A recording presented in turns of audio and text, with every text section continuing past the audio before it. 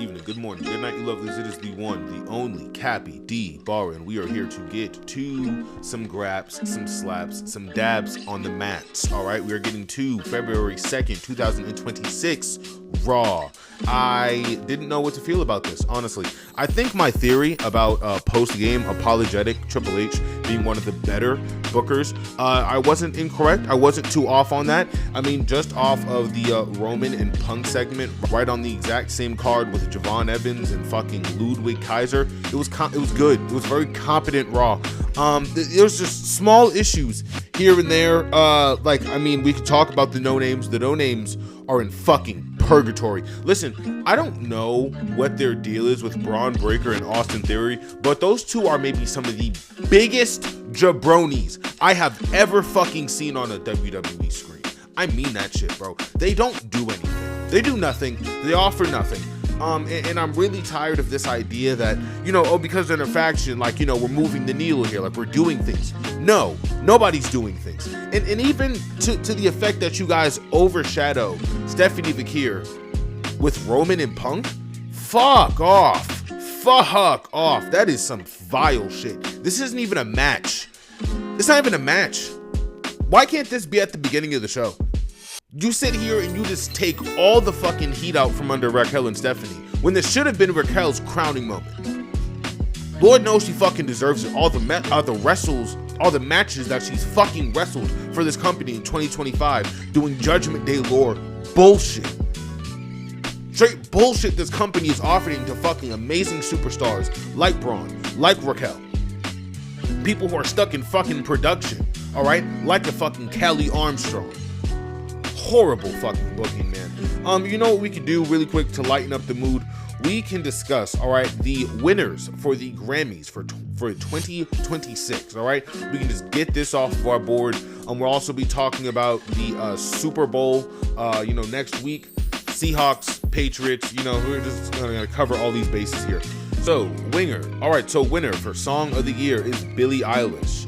All right, personally, looking at this list, there's no way she should have fucking won. Listen, Billie Eilish has this thing where she has like a cult fan base that will like literally their lives for her. Like in the scheme that she's like so emotionally like raw and sensitive, she speaks to the inner depths of your soul. But there are literal vocalists like Whitney Houston and Tina Turner and people that we have gotten, Jasmine Sullivan, right? Like people that have gray star fucking ears, like people have gray star ears, right? Like a Fantasia, right? Like people of the caliber of Jennifer Hudson. Why the fuck is Billie Eilish just put in this god tier category? Why? All right, whatever. All right, the winner for a Record of the Year. You see how they do that? Kendrick and SZA Lamar for Luther, but they didn't win the Song of the Year, but they won the Record of the Year. This board is bullshit. That's such bullshit.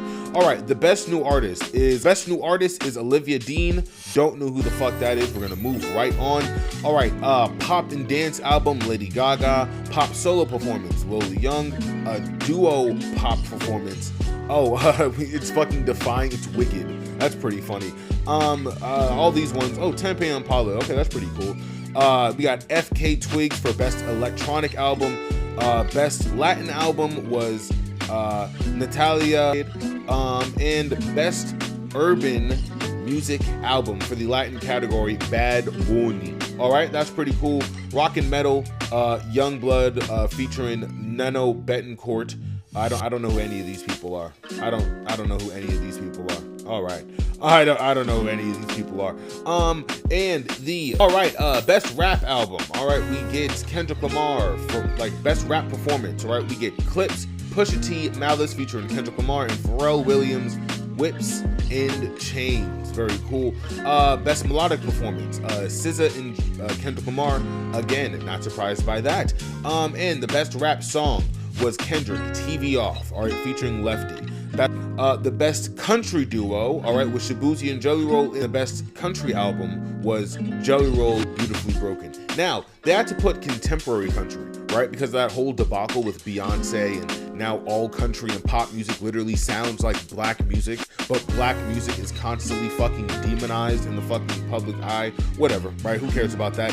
Afrobeats, Kehlani wins with Folded, not surprised with that.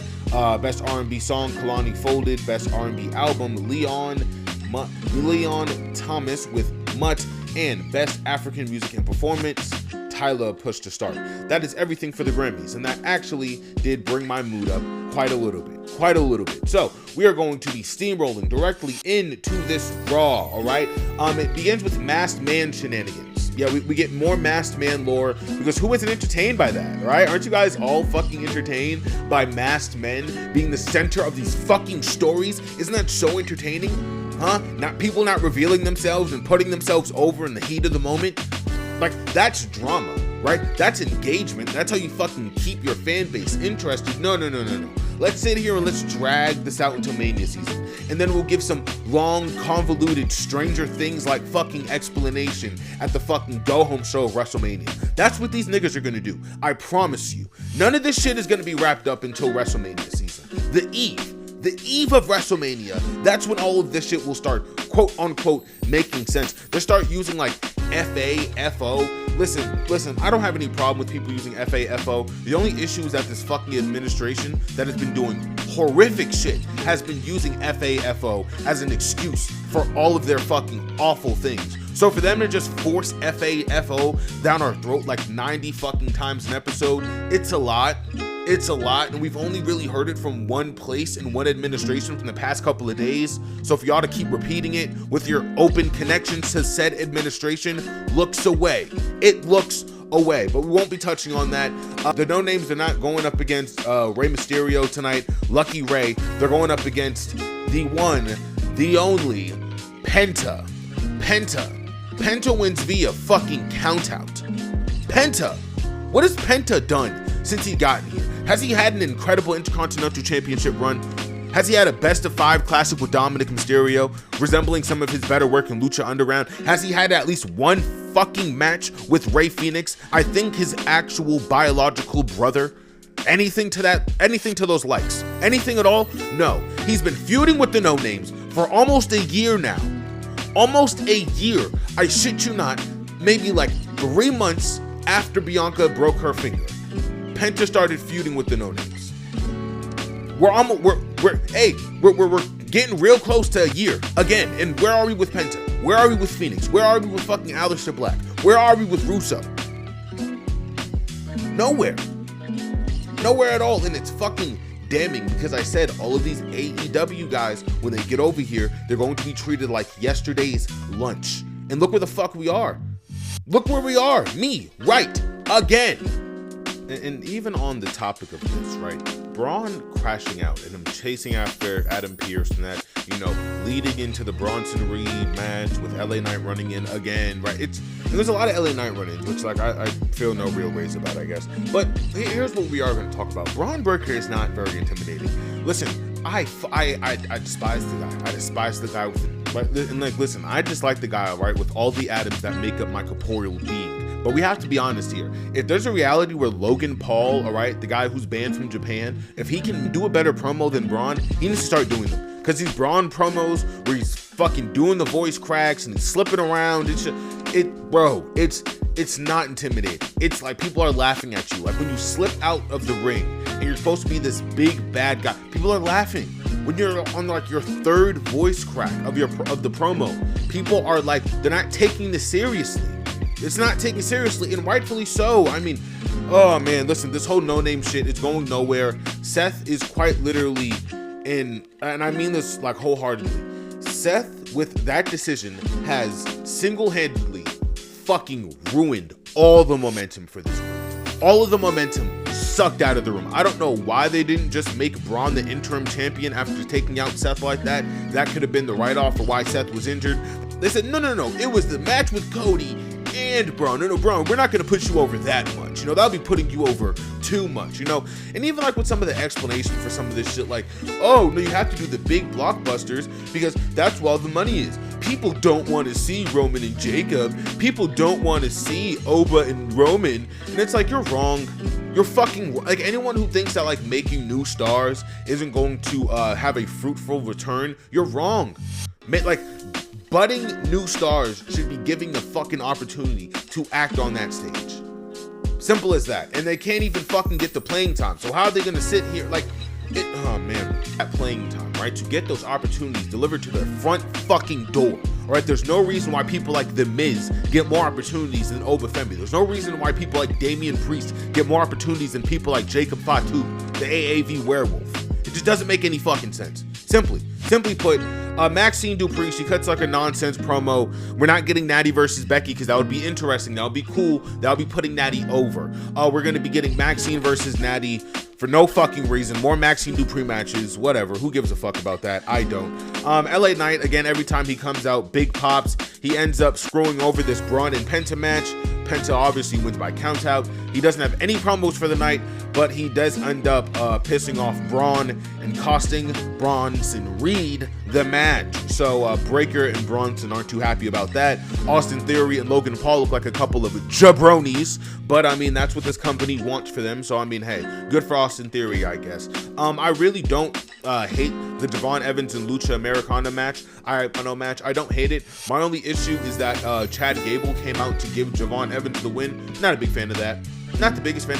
Now, hey, it was like a WWE, it was like a whole federation spectacle. The music, did the taunts in the crowd. It was a whole thing, right? I would have loved it. And again, this is just me maybe this is just me being a little biased. Maybe if this is a little bit more AEW style, it's quiet and it just happens. Everyone reacts and it quite literally catches everyone off guard, right? Aside from it being like, oh no, the music cue hits. Let me make sure I'm in my spot. It would be more natural if it was like a non-announced kind of introduction. Like if it was a non-announced run-in. Like, you guys remember when he was originally just running around in a hoodie? Maybe we could just do that, but who knows? Maybe that's asking for it. Maybe that's too much creative, right? So we're going to be getting kind of mask versus mask or Spider-Man meme match between Ludwig and Chad, which on paper should be a fun match, but I think the story here is just silly. Like after this match, they both need to end this gimmick. I'm sorry. Like, listen, if Ludwig is just genuinely over in AAA, maybe you can keep bringing it back for that. But this needs, we need to put a cap on this shit. We got Pete Dunne and fucking Tyler Bate talking about the Mexican people. No, I don't even. Oh god. You guys see why I need to fucking talk about the Grammys? This shit's awful fucking show. We get more Liv Dom lore, male-centered story for our women's champions. Awesome, right? Yeah, we love when women, all of their stories are focused around men and the men that they're in kayfabe fucking. That's awesome. That's great, right? Love that. Hate it. Fuck out of here. Yeah, but I mean, honestly, the only couple of matches left on this fucking card are Stephanie and Raquel, which we'll be getting to soon. And I think Obafemi had a run-in with the Viking Raiders, which is, oh brother. Okay, so aside from there being like two run-ins, all right, to finalize the matches on the only two matches, right? The only two matches on this card have some sort of a run-in to finish this, right? That's neither here nor there. Obafemi, he goes out there and he's getting the big scary guy treatment. I want to take all of you back to Saturday Night's main event a couple of months ago when he had that promo against Cody and effectively buried him. Cody didn't even respond. I think he just like raised his championship and walked out the ring, right? Because Oba is a god-level promo worker, right? Insane in that ring. He looks the part, has the part. He's everything, right? Everything that you want from a future world champion, right? He, instead of going after the title that he was screwed out of, he's on Raw. Can anybody tell me what history or connection he has to anybody on Raw that would result in him getting a championship title match in the next couple of months? Anybody at all? Because Cody, Jacob, and Drew are on SmackDown for the title that he lost by DQ, not even of his own volition, a couple of weeks ago. Maybe 2 months ago, tops. The booking for these fucking people. Listen, Trick Williams, he's on SmackDown. Instead of being one of the most over faces, it's possible, it's there. Listen to the crowd. They're sucking the energy out of him with this heel gimmick, meaning eventually when he turns face, it won't be produced well enough, and now he'll just be a guy in the fucking limbo catering area until further notice. Quite literally, when they try to do a face thing for Trick, it won't work. It will not work. And Trick has to be a face. There's too many heels on SmackDown. There's 100 heels on that fucking show. All right, then you want to move over to fucking Javon Evans. Javon Evans is getting great shine, great opportunity. And I really do think that there is a future world championship match in the next 2 years for him. minimum 2 years. He is firing on all fucking cylinders, and if by the end of this year, if he hasn't had a single Intercontinental Championship run, the producers in the back need to be fired. I'm really over this like lackluster booking that they're doing for all these up and coming stars. All right, even for somebody like Maxine Dupree, why is her whole gimmick just like being mad at people who have already like wrestled her? Like, does she know that she's already like kind of wrestled Natty? Does she know? Does she know that? Does she know that? Does she know that she's kind of been wrestling Natty for the entirety of her training? Is she aware of that? It's the small things that just don't fucking make any sense in this company, and I refuse to try to make sense of them. Honestly, I refuse to try to make sense of them. All right, Roman Reigns, CM Punk, Raquel Rodriguez, and Stephanie Vaquer. Now, which one of these people are wrestling tonight? You got it, Stephanie Vaquer and Raquel Rodriguez. And who closes out the show tonight? Oh, the ones who don't wrestle. Interesting. It's funny how that works, isn't it? It's funny. Now, whoever's idea it was for Stephanie Vaquer and Raquel Rodriguez to have a fucking ECW street fight match, just burn this shit to the ground. Just burn it all to the ground. Listen, Philadelphia couldn't give less of a fuck about Stephanie Vaquer and Raquel Rodriguez unless there was fucking what was it, like the chants of hell or like the bells of whatever the fuck that little move is called, the devil's kiss, whatever that shit's called. Listen, they don't care about anything else in this fucking match, and it's so sad. It's so sad. Stephanie Vaquer, Julia, at the top of fucking New Japan Pro Wrestling 2 years ago. Where are they now? Where are they now? What is Stephanie doing? This fucking bullshit ass defense. She should be engaged in a fucking ruthless, teeth gritting feud with Raquel Rodriguez. Somebody who again has worked all of 2025 for this spot. There's not anyone else in that locker room who maybe deserves it more than Raquel. But we're gonna keep giving it to the devil's kiss lady. That's it. That's it, right? And now this fucking tag, and now this entire thing is just stuck in limbo. It's just stuck on lock. Liv is going after Stephanie. Whoop-dee-doo.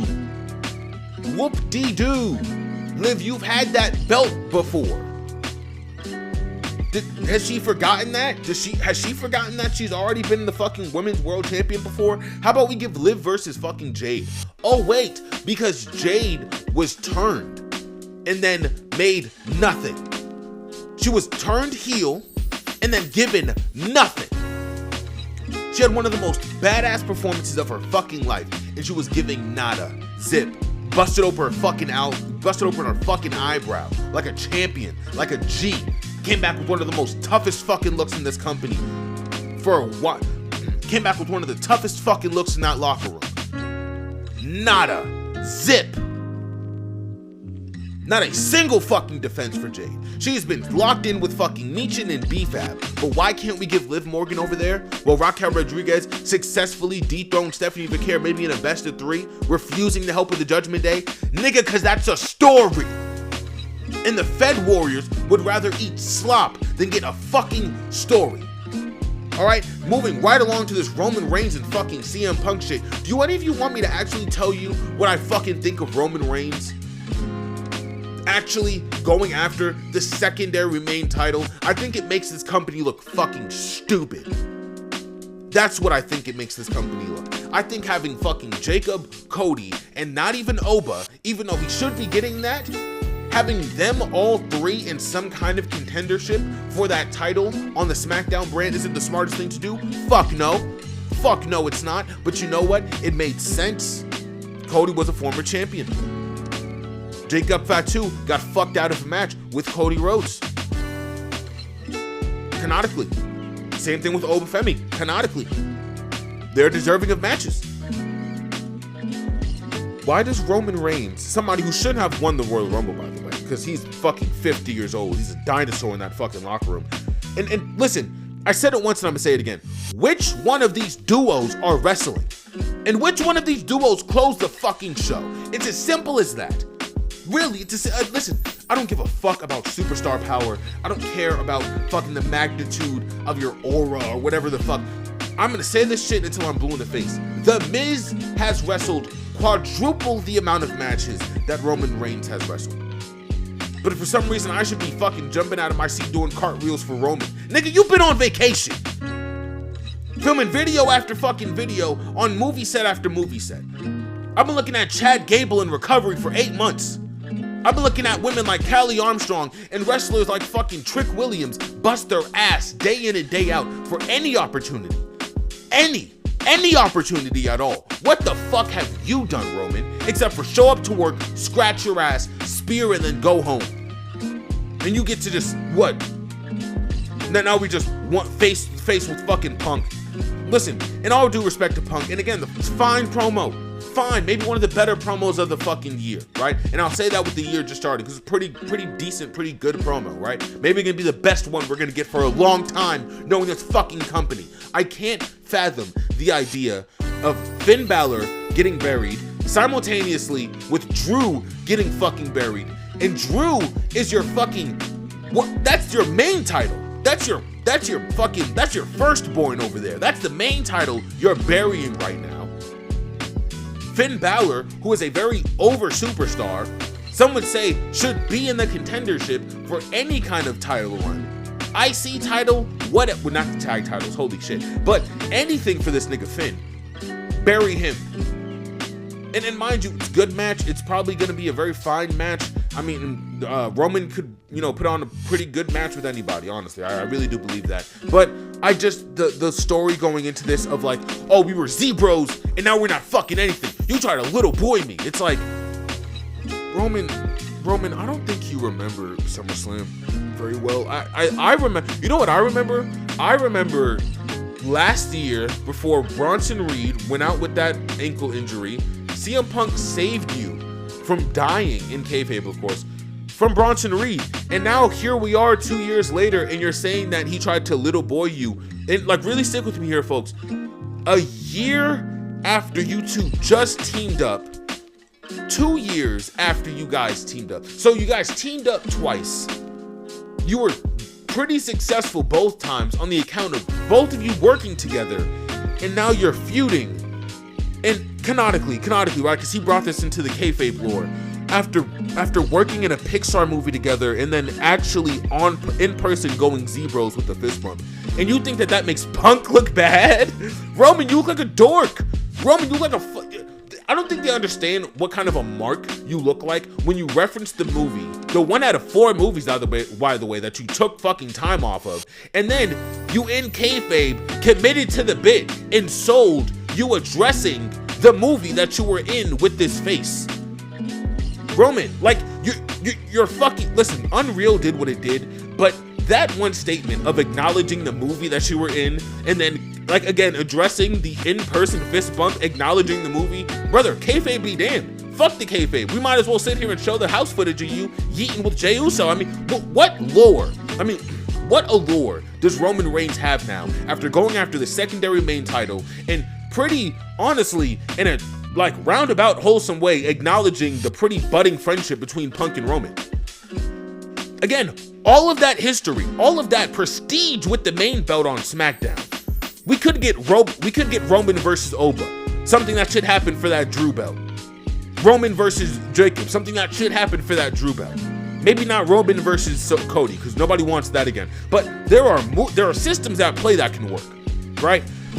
Listen, I think I can talk about this shit all day. The Raw was ass.